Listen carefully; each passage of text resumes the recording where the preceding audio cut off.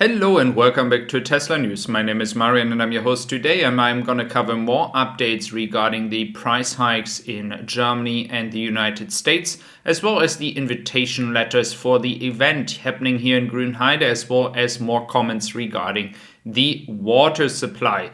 So let's start with the breaking news here of employees being invited for the event at the 22nd of March at 3 p.m. So based on my regional information I have from sources in Germany, I can tell you that the government is invited. Certain people from the government will come. Despite the Ukrainian war, I'm not sure if everyone is going to have time to come, but that is the plan. And of course, we do have all the new employees being invited to come to the event, as well as, of course, the people that will receive their first Model Y performance from Germany. So that's actually very exciting. I'm going to try to get in there in some way. I'm going to report about that once I'm actually having a confirmation about that. We do see here the battery cell production taking very, very good shape. I think in 2-3 months we won't see anything outside happening anymore, and mostly inside. I have said before, I took this take rate of the FSD before, 14% for Model Y, Model 3 6%, and then Model S and X at 45%. The reason why I do show that to you again is now an experience in the United States, that there are reports that people with FSD all of a sudden get earlier delivery dates. And that seems to be the case here only in the United States so far. But it could be that Tesla is just prioritizing people that make more profit for Tesla. On the one hand, I find that okay. I mean, Tesla can do that. On the other hand, is it going to be a bet now who can spend most to get the car faster?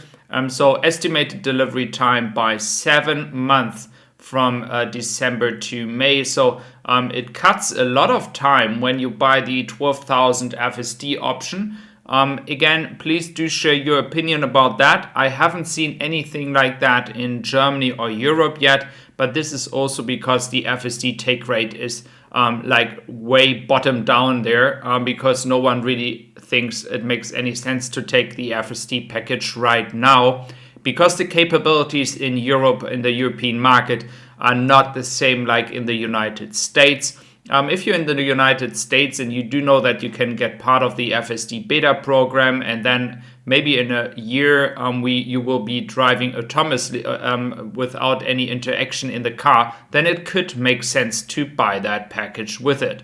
Now we have the price hikes in the United States with $1,000 for the long range performance variant for Model Y and Model 3.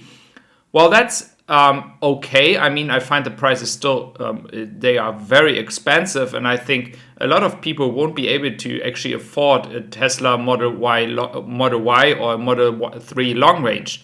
On the other hand, the demand and the backlog in the United States is way bigger than in Europe.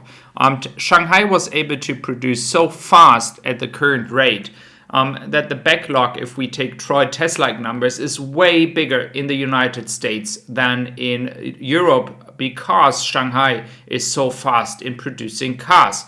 If we are looking now into the price hikes in Germany, though, the Model 3 standard range stayed the same, like in the United States. But the price hike for the maximum range, so long range and performance Model 3, is 3,000 euros, guys. That is very, very big. I mean, that is crazy. And furthermore, the Model Y long range is not affected. And I have the speculation here that it could be because of Grünheide, but we're going to talk about that in a second. Then the Model Y and especially the Model Y here, long range and performance, have also seen some price hike in China. So I put the numbers here for Chinese currency. So again, Moneyball is talking about that and giving us an update. So again, we do see price hikes. If we are looking into the current situation in the world, it makes a lot of sense because there's so much more stuff that costs so much more. It makes sense that they have to increase prices at some point. For the cars in Germany, I do expect that maybe the Model Y long range and Model Y performance won't see any price hikes because they can produce the car more efficiently here in Germany, or it will happen next day or 2 days later.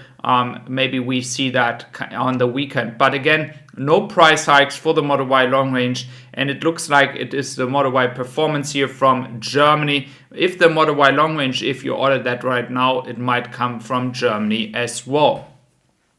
Then looking into the current shipping situation here, we have the Glovis Symphony in the Mediterranean Sea now, and the RCC Classic reaching as well the Suez Canal very soon. As I talked about the delivery dates and delivery times, they are pretty good in Europe so far.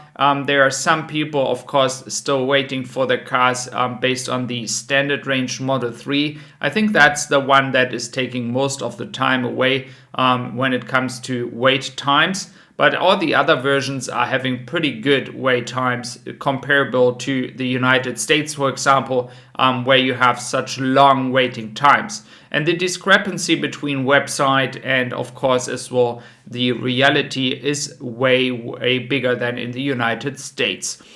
So looking into the Minister Vogel here, there will be much lower demand for the first time as we see this as assured.